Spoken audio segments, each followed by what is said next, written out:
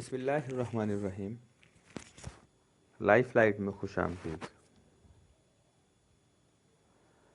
ترک صدر رجب Tayyip Erdogan نے کہا ہے کہ ترک سرحد کھولے جانے کے بعد 18,000 پناہ گزین یورپ میں داخل ہو چکے ہیں۔ انہوں نے کہا کہ آنے والے دنوں میں یہ تعداد 25,000 سے 30,000 تک پہنچ جائے گی۔ ان کا کہنا تھا کہ ترکی شام سے بھاگ کر آنے والوں کا مزید بوجھ برداشت نہیں کر سکتا۔ یونان نے کہا ہے کہ اس نے ترکی سے غیر قانونی طور پر آنے والے ہزاروں تارکین وطن کا راستہ روک دیا ہے۔ یونانی حکام نے اپنی سرحد پر جمع ہجوم کو منتشر کرنے کے لیے آنسو گیس استعمال کی۔ ترکی نے یہ فیصلہ گزشتہ ہفتے شام کے شمال میں اپنی فوج پر شام کی سرکاری فوجوں کے ایک ہلاکت خیز حملے کے بعد کیا ہے۔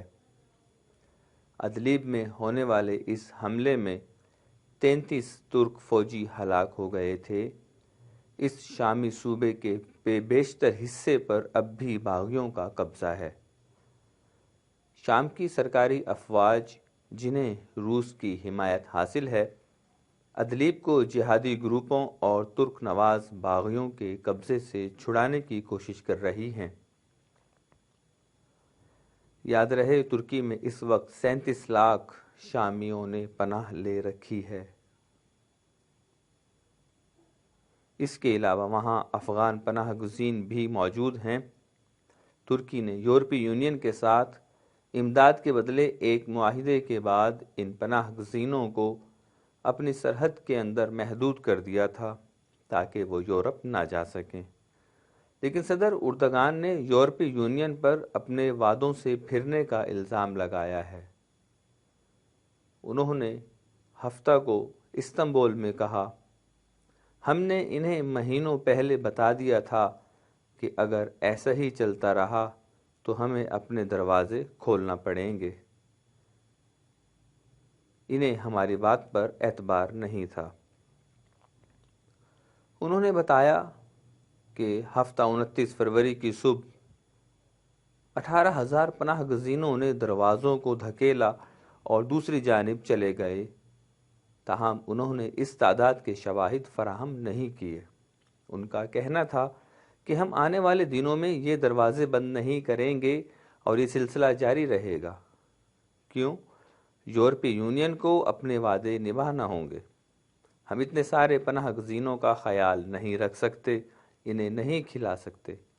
انہوں نے کہا کہ برسلز نے 2018 میں ترکی اور یورپی یونین کے درمیان پناہ گزینوں سے متعلق طے پانے والے معاہدے کے مطابق امداد فراہم نہیں کی ہے۔ یونان کا کہنا ہے کہ اس نے اپنی سرحدوں میں داخلے کی 4,000 کوششوں کو ناکام بنایا ہے۔ ہفتہ 29 فروری کے روز یونانی پولیس اور پناہ گزینوں کے درمیان جھڑپیں بھی ہوئی ہیں۔ سرکاری ترجمان کا کہنا تھا کہ حکومت اپنی سرحدوں کی حفاظت کے لیے ہر ممکنہ اقدام کرے گی۔ ترک صدر کا کہنا تھا کہ انہوں نے شامی صدر بشار الاسد کے قریبی اتحادی روسی صدر پوٹین سے بھی کہا ہے کہ وہ اس معاملے سے الگ رہیں اور ترکی کو شامی حکومت سے نمٹنے کے لیے جو ضروری ہو کرنے دیں۔ روس اور ترکی اس خانہ جنگی میں متحارب دھڑوں کی حمایت کرتے ہیں۔ ترکی بشار الاسد کا مخالف اور باغیوں کا حامی ہے۔ ہمیں امید ہے کہ آپ کو یہ ویڈیو پسند آئے گی۔